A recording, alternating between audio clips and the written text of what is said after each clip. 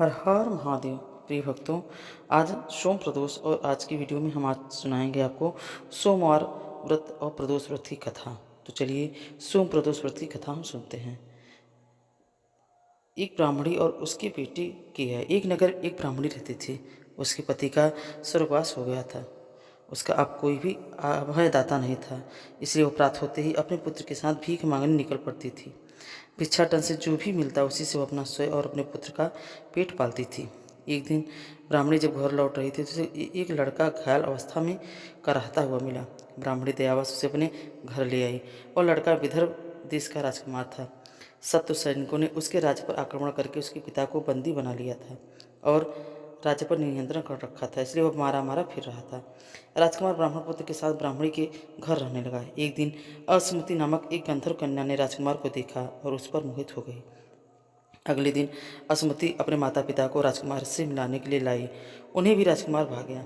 कुछ दिनों के बाद असुमति के माता पिता को शंकर भगवान ने स्वप्न में आदेश दिया कि राजकुमार और असुमति का विवाह कर दिया जाए। उन्होंने वैसा ही किया। ब्राह्मणी प्रदोष व्रत करती थी। उसके व्रत के प्रभाव और गंधर्व राज की सेना की सहायता से राजकुमार ने विदर्भ देश के शत्रुओं को खदेड़ दिया और पिता के राज्य को पुनः प्राप्त करके आनंदपूर्वक रहने लगा। राजकुमार ने ब्राह्मण पुत्र को अपना प्रधानमंत्री बनाया और ब्राह्मणी को प्रदोष व्रत के महत्व से जैसे राजकुमार और ब्राह्मण पुत्र के दिन फिरे, वैसे शंकर भगवान अपने अन्य सभी भक्तों के दिन भी फेरते हैं। सोम प्रदोष व्रत की पहली कथा समाप्त हुई और अगली कथा सुनते हैं। पहले कमेंट बॉक्स में हर हर महादेव जरूर लिखिएगा। तो भक्तों, अब चलिए प्रदोष वर्ष की दूसरी पौराणिक कथा के अनुसार एक बार किसी नगर में एक बड़ा ही साहूकार रहता था। उसके घर में पैसों की कोई कमी नहीं थी, लेकिन उसके कोई संतान नहीं थी। कोई संतान न होने के कारण वो बहुत दुखी था। संतान प्राप्ति के लिए उसने हर सोमवार को व्रत रखता था और पूरी शिव भक्ति के साथ मंदिर जाता और भगवान शिव और माता पार्वती की पूजा करता था। दोनों पति पत्नी दोनों माता पार्वती और भगवान भोलेनाथ की पूजा किया करते थे। उनकी भक्ति देखकर एक दिन माँ पार्वती प्रसन्न होकर साहूकार की इच्छा पूरी करने के लिए भगवान शिव से अनुरोध करने लगी। पार्वती जी के आग्रह पर भगवान शिव ने कहा कि हे पार्वती, इस संसार में हर प्राणी को उसके कर्मों का फल मिलता है और जिसके भाग में जो लिखा होता है वही भोगना ही पड़ता है। लेकिन पार्वती जी ने उस साहूकार की भक्ति देखकर उसकी मनोकामना पूर्ण करने की इच्छा व्यक्त की। माता पार्वती के आग्रह पर भगवान शिव जी ने साहूकार को पुत्र प्राप्ति का वरदान तो दिया, लेकिन उन्होंने बताया कि वह बालक 12 वर्षों तक ही जीवित रहेगा। माता पार्वती और भगवान शिव की बातचीत को साहूकार सुन रहा था, इसलिए उसे ना तो इस बात की बहुत खुशी हुई और ना ही बहुत दुख हुआ, बल्कि वह पहले की तरह भगवान शिव की पूजा करता रहा। कुछ समय के बाद साहूकार की पत्नी ने एक पुत्र को जन्म दिया। जब वह बालक 11 वर्ष का हुआ तो उसे पढ़ने के लिए काशी भेज दिया गया। साहूकार ने पुत्र के मामा को बुलाकर उसे बहुत सारा धन देते हुए कहा कि तुम इस बालक को काशी विद्या प्राप्ति के लिए ले जाओ। तुम लोग रास्ते में यज्ञ कराते हुए जाना और ब्राह्मणों को भोजन दक्षिणा देते हुए जाना। दोनों मामा भांजे इसी तरह यज्ञ कराते और ब्राह्मणों को दान दक्षिणा देते हुए काशी नगरी निकल पड़े। इस दौरान रात में एक नगर पड़ा जहाँ नगर के राजा की कन्या का विवाह हो रहा था, लेकिन जिस राजकुमार से उसका विवाह होने वाला था एक आंख का काना था। राजकुमार के पिता ने अपने पुत्र के काना होने की बात को छुपाने के लिए सोचा कि क्यों न साहूकार के पुत्र को दुल्हा बनाकर राजकुमारी से विवाह करा दूं। विवाह के बाद इसको धन देकर विदा कर दूंगा और राजकुमारी को अपने नगर ले जाऊंगा। लड़की को दूल्हे के वस्त्र पहनाकर राजकुमारी से विवाह करा दिया, लेकिन साहूकार का पुत्र बहुत ईमानदार था। उसे यह बात अच्छी नहीं, इसलिए उसने यह बात बिल्कुल सही नहीं लगी। इसलिए उसने अवसर पाकर राजकुमारी के दुपट्टे पर लिखा कि तुम्हारा विवाह तो मेरे साथ हुआ है, लेकिन तुम्हें जिस लड़के के साथ भेजा जाएगा वह एक आंख का काना है। मैं काशी पढ़ने जा रहा हूँ। तब राजकुमारी ने चुन्नी पर लिखी हुई बातें पढ़ी तो उसने अपने माता पिता से वह बात बताई। राजा ने अपनी पुत्री को विदा नहीं किया, फिर वह बारात वापस चली गई। दूसरी ओर साहूकार अपनी लड़की को विदा नहीं किया और बारात वापस चली गई। दूसरी ओर साहूकार का लड़का और उसके मामा काशी पहुंचे और वहां जाकर उन्होंने यज्ञ किया। फिर जिस दिन लड़का 12 वर्ष का हुआ उस दिन भी यज्ञ का आयोजन था। लड़की ने अपने मामा से कहा कि मामा, मेरी तबीयत कुछ ठीक नहीं है। मामा ने कहा तुम अंदर जाकर आराम कर लो। भगवान शिव जी के वरदान के अनुसार कुछ ही देर में उस बालक के प्राण निकल गए। मृतक भांजे को देखकर उसकी मामा ने विलाप करना शुरू किया। संयोगवश उसी समय शिव जी और माता पार्वती उधर से जा रहे थे। पार्वती माता ने भोलेनाथ से कहा कि हे स्वामी, मुझे इसके रोने का स्वर सहन नहीं हो रहा है। आप इस व्यक्ति के कष्ट को अवश्य दूर करें। जब शिवजी उस मृतक बालक के समीप गए तो बोले, यह तो वही उसी साहूकार का पुत्र है जिसे मैंने 12 वर्ष तक का आयु दिया था, प्रदान किया था। अब इसकी आयु पूरी हो चुकी है, इसलिए मातृभाव से विभोर हो माता पार्वती ने कहा, हे महादेव, आप इस बालक को और आयु देने की कृपा करें, अन्यथा इसके वियोग में इसके माता पिता भी तड़प तड़प कर मर जाएंगे। माता पार्वती की पुनः आग्रह करने पर भगवान शिव ने उस लड़के को जीवित होने का वरदान दिया। शिव जी की कृपा से और लड़का जीवित हो गया और शिक्षा पूरी करके लड़का मामा के साथ अपने नगर की ओर वापस चल दिया। दोनों चलते चलते उसी नगर में पहुंचे जहां उसका विवाह हुआ था। उस नगर में उन्होंने यज्ञ का आयोजन किया।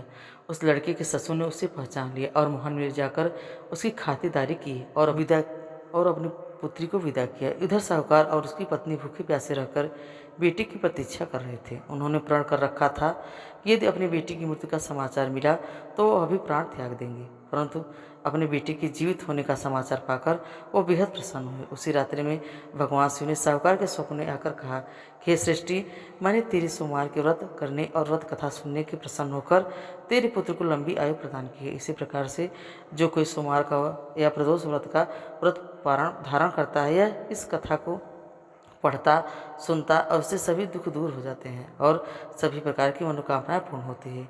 प्रेम से बोलिए हर हर महादेव, जय शिव शंभु, श्री शिवाय नमस्तुभ्यं। सोम प्रदेश के दिन भगवान भोलेनाथ को सफ़ेद पुष्प अर्पित करने से मन की समस्त कामनाएं, सुख समृद्धि और सौभाग्य, संतान, हर प्रकार की कामना पूर्ण होती है। बेलपत्र पर अगर आप आज के दिन राम राम लिखकर 21 बेलपत्र भगवान भोलेनाथ को अर्पित करते हैं और इसके बाद अपने मन की कामना कहते हैं तो निश्चित ही आपकी कामना पूर्ण होगी। आज के दिन धतूरे का फल भगवान भोलेनाथ को अर्पित करने से हर प्रकार के कष्टों से छुटकारा मिल जाता है। दुख, दरिद्रता, गरीबी, रोग, व्याधि और शत्रुओं से छुटकारा मिल जाता है। धतूरे का फल अर्पित करने से जिन दंपतियों को संतान प्राप्ति की कामना है, सोम प्रदोष के दिन उससे धतूरे का पुष्प अर्पित करना चाहिए। सोम प्रदोष के दिन इत्र अर्पित करने से मान सम्मान की प्राप्ति होती है और यश प्रतिष्ठा की प्राप्ति होती है। नौकरी और व्यापार में अगर परेशानी आ रही है तो सरकारी नौकरी की कामना है तो ऐसे में जल को आपको लाल चंदन डालकर शिवलिंग को अर्पित करना चाहिए। मन चाहे जीवन साथी की कामना हो या फिर दाम्पत्य जीवन को सुखमय बनाना चाहते हो तो कच्चे दूध में केसर मिलाकर शिवलिंग पर अर्पित करना चाहिए। और अगर पति प्रीति में बहुत अधिक कलह क्लेश रहता हो तो माता पार्वती की पूजा करते समय उन्हें सिंदूर अवश्य अर्पित करें और वही सिंदूर आप स्वयं प्रयोग करते हैं तो शीघ्र ही पति पत्नी के रिश्तों में मधुरता आती है। और तो भक्तों, अब चलिए हम सुनते हैं महादेव की आरती। ओम जय शिव ओंकारा हो भज मन शिव ओंकारा, ब्रह्मा विष्णु सदा शिव भोले भोले नाथ सदा शिव अर्धांगिनी धारा।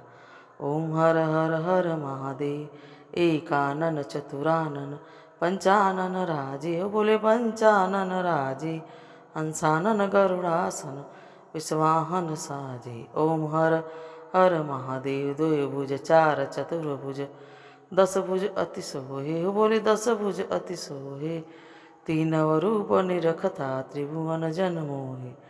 ओम हर हर हर महादेव, अक्षमाला वनमाला रुंडमाला धारी, बोले रुंडमाला धारी, चंदन मृग मद सोहे, भाले शशिधारी। ओम हर हर हर महादेव, श्वेतांबर पीतांबर बागंबर अंगे, बोले बागंबर अंगे, सनकादिक ब्रह्मादिक भूतादिक संघे।